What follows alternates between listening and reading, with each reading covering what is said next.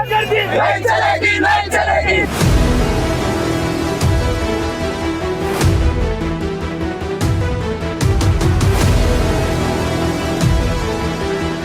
Neat ಪರೀಕ್ಷೆ ಹಿನ್ನೆಲೆಯಲ್ಲಿ ಈಗಾಗಲೇ ದೇಶಾದ್ಯಂತ ವಿದ್ಯಾರ್ಥಿಗಳು ಮೊದಲೆತ್ತು ಸದ್ಯ ಒಂದು ನೀಟ್ ಪರೀಕ್ಷೆ ಪ್ರಶ್ನೆ ಪತ್ರಿಕೆ ಸೋರಿಕೆ ಹಿನ್ನೆಲೆಯಲ್ಲಿ ಇಡೀ ದೇಶಾದ್ಯಂತ ವಿದ್ಯಾರ್ಥಿಗಳು ಕೇಂದ್ರ ಸರ್ಕಾರದ ವಿರುದ್ಧ ಹೋರಾಟ ಮಾಡ್ತಾ ಇದ್ದಾರೆ.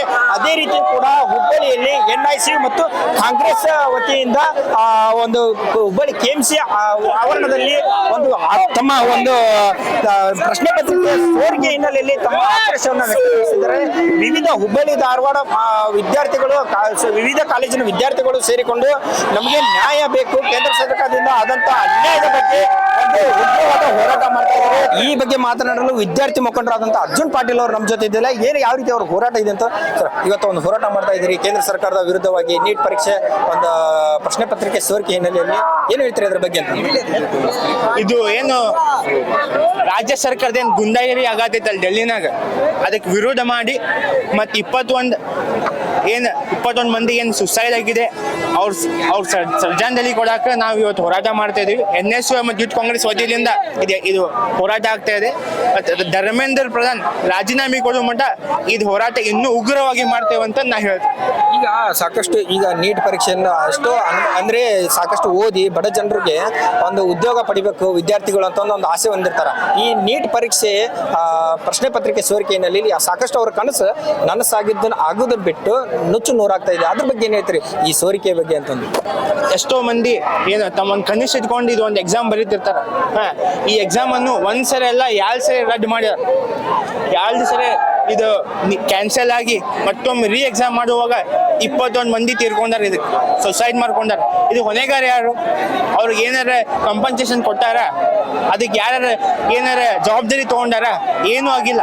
ಇದ್ರ ಸಂಬಂಧ ಧರ್ಮೇಂದ್ರ ಪ್ರಧಾನ್ ರಾಜೀನಾಮೆ ಕೊಡಲೇಬೇಕು, ಕೊಟ್ಟು ಅದ್ರ ಏನೈತೆ ರೆಸ್ಪಾನ್ಸಿಬಿಲಿಟಿ ತಗೊಳ್ಳೇಬೇಕು. ಕಾಂಗ್ರೆಸ್ ಮುಖಂಡರು ರಜತ್ ಉಳ್ಳಾಗಡ್ಡಿ ಮಠ ಅವರು ನಮ್ಮ ಜೊತೆ ಇದ್ದಾರೆ. ಈ ಹೋರಾಟದ ಬಗ್ಗೆ ಏನ್ ಹೇಳ್ತಾರೆ ಸರ್? ಈಗ ಒಂದು ಇಡೀ ದೇಶಾದ್ಯಂತ ವಿದ್ಯಾರ್ಥಿಗಳು ಹೋರಾಟ ಮಾಡ್ತಾ ಇದ್ದಾರೆ ನೀಟ್ ಪರೀಕ್ಷೆ ಸೋರಿಕೆ ಹಿನ್ನೆಲೆಯಲ್ಲಿ. ಏನ್ ಹೇಳ್ತಾರೆ ಅದ್ರ ಬಗ್ಗೆ? ಇವತ್ತು ಕೂಡ ಹುಬ್ಬಳ್ಳಿಯಲ್ಲಿ ನೀವು ಹೋರಾಟ ಮಾಡ್ತಾ ಇದ್ರಿ ನೋಡಿ. ಇದು ಹೋರಾಟ ನಾವು ಮಾಡ್ತಾ ಇರುವಂತ ಹೋರಾಟ ಅಲ್ಲ, ವಿಶೇಷವಾಗಿ ವಿದ್ಯಾರ್ಥಿಗಳು ರಸ್ತೆಗಿಳಿದು ಹೋರಾಟ ಮಾಡ್ಬೇಕಾದ್ರೆ ನಾವು ಇದಕ್ಕೆ ಬೆಂಬಲ ಸೂಚಿಸಕ್ಕಂತೇಳಿ ಇವತ್ತು ಮಹಾತ್ಮ ಗಾಂಧಿ ಪ್ರತಿಮೆ ಮುಂದೆ ಬಂದಿದ್ದೀವಿ. ಇಡೀ ರಾಷ್ಟ್ರದಾದ್ಯಂತ ವಿದ್ಯಾರ್ಥಿಗಳ ಭವಿಷ್ಯಕ್ಕೆ ಕನ್ನ ಹಾಕುವಂತ ಕೆಲಸ ನರೇಂದ್ರ ಮೋದಿ ನೇತೃತ್ವದ ಸರ್ಕಾರ ಮಾಡಿ ತೊಡಗಿದೆ. ವಿದ್ಯಾರ್ಥಿಗಳು 4-5 ಬಾರಿ ಆ ಪರೀಕ್ಷೆನ ಮುಂದೂಡಿಸಿ, ಪ್ರತಿ ಸರಿ ಮುಂದೂಡಿಸಿದಾಗ ಒಂದ್ಸರಿ ಆ ಪರೀಕ್ಷೆ ಪ್ರಶ್ನೆ ಪತ್ರಿಕೆ ಲೀಕೇಜ್ ಮಾಡುವಂತ ಕೆಲಸ ಮಾಡಿದ್ದಾರೆ. 21 ವಿದ್ಯಾರ್ಥಿಗಳು ತಮ್ಮ ಜೀವವನ್ನು ತ್ಯಾಗ ಮಾಡಿದ್ದಾರೆ. ಅದು ಜೀವ ತ್ಯಾಗ ಅಲ್ಲ, ಅದು ಒಂದು ಬಿಜೆಪಿ ಮಾಡಿರುವಂತ ವ್ಯವಸ್ಥಿತ ಕೊಲೆಯ ಸಂಚು ಅಂತ ನಾನು ಹೇಳಕ್ ಬಯಸ್ತೀನಿ. ಬೇಟಿ ಪಡಾವೋ ಬೇಟಿ ಬಚಾವೋ ಅಂತ ಒಂದ್ ಕಡೆ ಹೇಳುವಂತ ನರೇಂದ್ರ ಮೋದಿ ಅದೇ ಓದುವಂತ ಹೆಣ್ಮಕ್ಳ ಜೀವವನ್ನು ತಗೊಳ್ಳುವಂತ ಕೆಲಸ ಮಾಡಿದ್ದಾರೆ. ಈ ವಿಷಯವಾಗಿ ಜಂತರ್ ಮಂತರ್ ದೆಹಲಿಯಲ್ಲಿ ಹೋರಾಟ ಮಾಡುವಾಗ ವಿದ್ಯಾರ್ಥಿಗಳ ಮೇಲೆ ಅಮಾನವೀಯವಾಗಿ ಗುಂಡಿನ ದಾಳಿ, ಪೆಲೆಟ್ ಗನ್ ದಾಳಿ, ಟಿಯರ್ ಗ್ಯಾಸ್ ದಾಳಿ ಮಾಡಿ ಅವ್ರ ಮೇಲೆ ಮ್ಯಾನ್ ಹ್ಯಾಂಡಲ್ ಮಾಡುವಂತ ಕೆಲಸನ ಖಂಡಿಸಿ ಇವತ್ತು ವಿದ್ಯಾರ್ಥಿಗಳು ಹೋರಾಟ ಮಾಡ್ತಿದ್ದಾರೆ.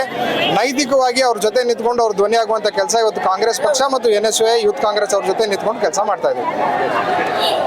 ಇದಿಷ್ಟು ಕಾಂಗ್ರೆಸ್ ಮುಖಂಡರ ಒಂದು ಮಾತಾಗಿದ್ದು. ಅಂದ್ರೆ ಈ ಪ್ರಶ್ನೆ ಪತ್ರಿಕೆ ಸೋರಿಕೆ ಹಿನ್ನೆಲೆಯಲ್ಲಿ ಆದಷ್ಟು ಬೇಗ ಕೇಂದ್ರ ಸಚಿವರಾದ ಧರ್ಮೇಂದ್ರ ಪ್ರಧಾನ್ ಅವರು ಕೂಡಲೇ ರಾಜೀನಾಮೆ ನೀಡಬೇಕು.